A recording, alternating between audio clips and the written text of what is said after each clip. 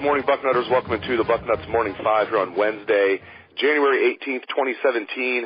I am David Biddle. I'm joined by the Dean of Ohio State football recruiting, Bill Kurelic, and what a great time to be joined by the Dean. We are exactly 2 weeks away from National Signing Day, so this is our 2 weeks away from Signing Day report. Hey, let's start with Thayer Munford, Bill. I know you're not going to use the word lock. Just put a percentage on it there for me.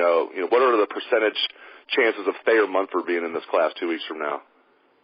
Well, if they offer him a scholarship, I would say they're pretty darn close to 100%. That's the big question mark right now. Does he get a scholarship offer this weekend? Certainly everything is trending in that direction. Urban Meyer went up and watched him play basketball on Saturday night, which, if you're Thayer Munford, that's a very good thing that, Urban's not going to take that time on a Saturday night if he's not truly interested in adding you to the class. So that's a very big positive for Thayer. And then following up on Monday with visits for offensive coordinator Marvin Wilson along with offensive line coach Greg Studrara. So that, again, is a very much a positive for Thayer Munford. And then, as I posted on Bucknuts on Tuesday, he gets an official visit scheduled to Ohio State for this weekend. So everything is trending in the right direction. They obviously would like to have another offensive lineman in the class. They want 3 with the defection of Jake Moretti to Colorado. They only have 2, and he's the main guy right now. So I think there's a pretty good chance he gets an offer this weekend. Not definite, but a pretty good chance. And if he does, like I said, I would be absolutely shocked if he did not commit to Ohio State. What's the holdup? I think they just want to make sure that he's the right guy. They've seen him obviously as I've detailed in person recently, and he's done a great job. He and the Madison, Washington coach Nate Moore, who's his guardian, have done a fantastic job. Thayer at one point was over 360 pounds.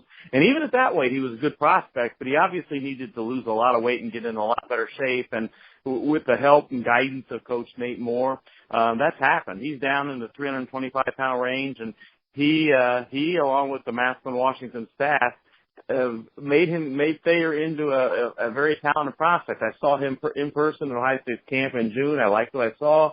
I saw him in person at Friday Night Light, and again, he's impressed. He's done a good job. Unfortunately, because of high school transfer rules, he didn't get to play his entire senior season. But when he did play, he played well. And I think they just want to make sure that the fit, everything is right, and that space is available, of course, in the class. And providing everything goes well this weekend, I think he'll be a Buckeye. And another player the coaching staff is considering offering in the 2017 class is wide receiver Josh Palmer. What is the latest with Josh Palmer? Josh is definitely interested in Ohio State. He has a big visit this weekend. He, of course, is from Fort Lauderdale, St. Thomas Aquinas, which has turned into somewhat of a pipeline school for Ohio State, of course, with the Buckeyes most notably. But he's got a big official visit this weekend. He's going to UCLA, and if you look at the crystal ball, the 247 Sports crystal ball, that's where he is trending big time to UCLA. But we'll see. He's got an official visit there this weekend.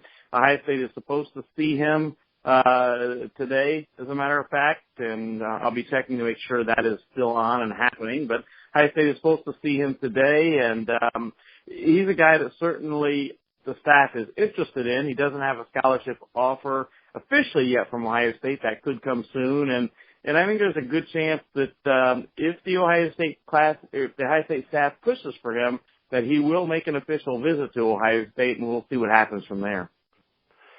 Let's talk defensive tackle recruiting. Let's start with an Ohio State commitment, Jerron Cage. Is there anything to worry about? If you're a Buckeye fan out there, you're thinking, is there anything to worry about as far as Cage being in this class? What would you tell him? No, I don't think so. There's been a lot of talk about him in Notre Dame, but he's been pretty steadfast that he's going to stay an Ohio State commitment, and I do believe that's the case. Right now, Ohio State only has 2 defensive tackles in the class. Jerron, of course, being one of them, and then Haskell Garrett, who is an outstanding prospect. They would like to have a third one. Certainly they would love to have either Tufele or Marvin Wilson, but that's going to be tough.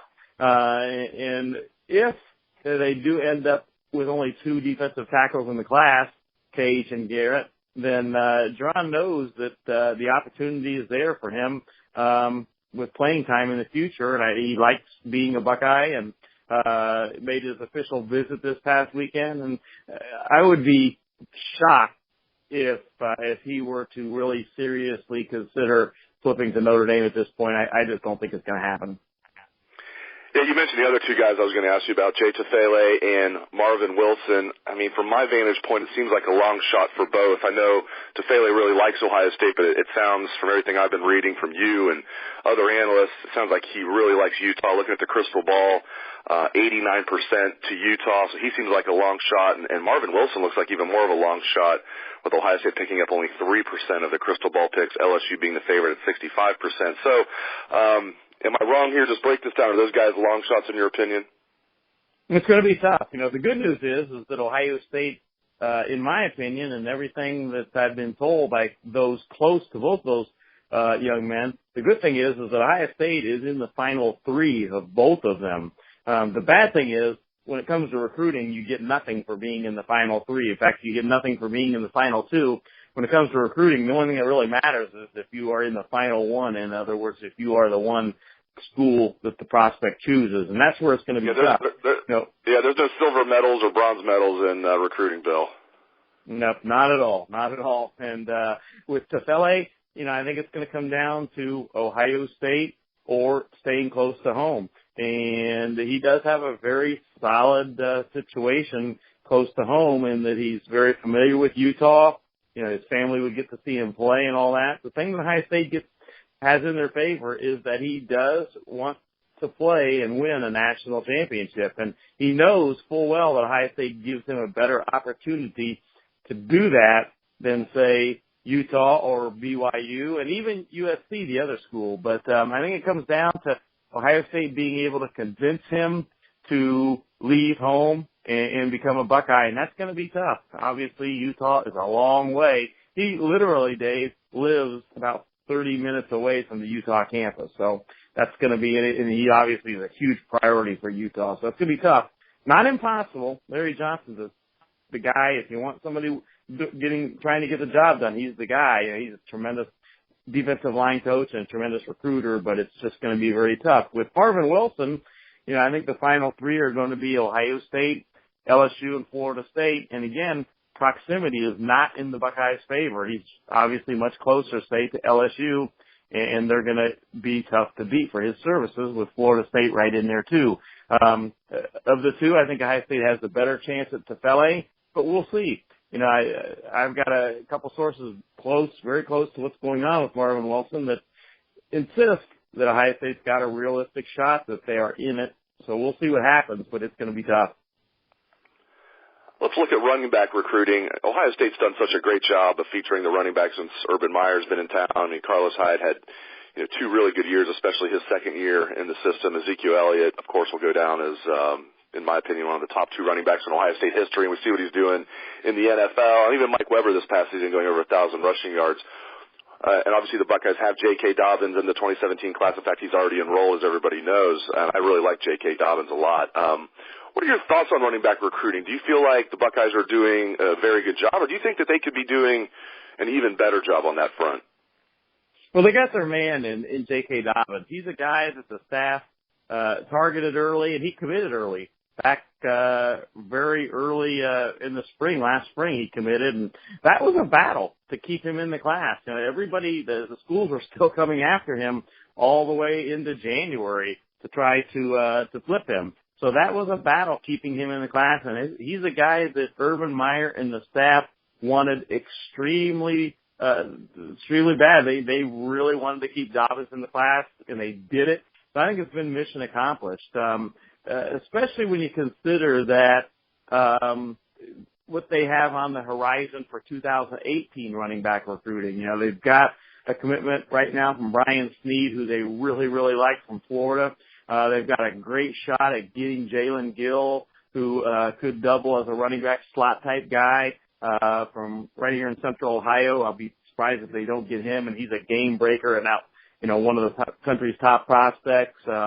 Lorenzo Lingard from Florida is a guy that Ohio State has very much on the radar. He's one of the country's top elite running back prospects and has Ohio State at the top of his list. And there's some others too. So when you consider what they have coming, in addition to Dobbins, I think they've done extremely well, and they've gotten the job done at running back. Let's talk about the advantage of 9 early enrollees for this class. I mean, they have 19 commitments, and 9 of them have already enrolled. Not only do they get to go through spring ball and learn all that, they get to go through winter conditioning, and I think that's huge. I think there were like 6 last year maybe. Just the advantage from your perspective of 9 early enrollees, and of course a lot of these guys are like 5 stars and 4 stars, of course, because they're in the 2017 class. I think it's absolutely huge. As you mentioned, they have first of all, they have the advantage of getting in Mick Marotti's program. That's an extra 6 months approximately with Mick Marotti, and he's like John Wooden was the Wizard of Westwood. Mick Marotti, I call him the Wizard of the weight room. He does a great job with everything related to strength, conditioning, and getting these players acclimated and ready for college football. So that extra 6 months with Mick Marotti is absolutely huge. And then, of course, you get to go through spring ball. You get to do the workouts and everything. And you get acclimated as far as academics go, too. So I think, we put all those things together, and it's really big for the guys that are able to do it. Now, having said that, it's hard, too, to miss the final 5 or 6 months of your high school experience. And that's not an easy thing to do. It's a sacrifice on the part of the players. But in the long run, it can be very big. Somebody like Jeffrey Okuda or a Baron Browning, for instance, or Sean Wade or Josh Myers, those guys are guys that are just examples. Dobbins is another one of guys that are going to have a legitimate chance to get on the field next season for Ohio State and getting into Columbus, getting acclimated, and all the things I mentioned. Those are all very important as far as getting on the field next season for Ohio State. Last thing before I let you go, the final top 247 for the 2017 class was released yesterday, and fans did not have any opinions about this for some reason. I'll be here all week. Anything that stood out to you positively or negatively about guys moving up, guys moving back, just anything you agreed with, disagreed with? Now, the biggest thing for Ohio State standpoint, I think, was the movement of defensive end Chase Young. He rocketed up there to the number 4 prospect in the country, and I think that was very much deserved. I watched Chase in San Antonio, and he started impressing me the second he checked in. I saw him weigh in, and you look at him, and he almost looks a little thin. And he gets on the scale and he weighs 251 pounds. He's been thought to be anywhere from 225 to 235 or so pounds, and he weighs in at 251 on a 6'5" frame. And it's a frame that he's going to just keep getting bigger. His dad is 6'10". He's got a tall family in general. He's projected to be at least 6'6", if not 6'7". He's going to be an absolute monster or beast, and he was very, very impressive in San Antonio.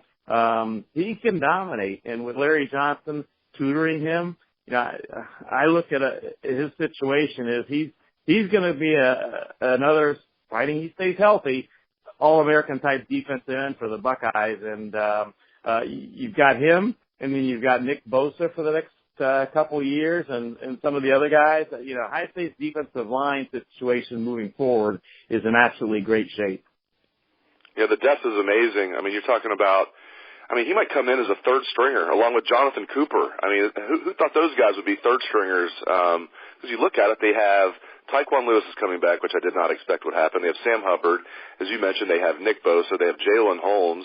Now, some of those guys can move inside, which will allow, I think, Chase Young to get on the field and will allow Jonathan Cooper to get on the field. But it is truly amazing the depth they have at defensive end and even defensive tackle to an extent. So great stuff as always from the Dean of Ohio State Football Recruiting, Bill Kurelic. We will let you get back to work, Bill.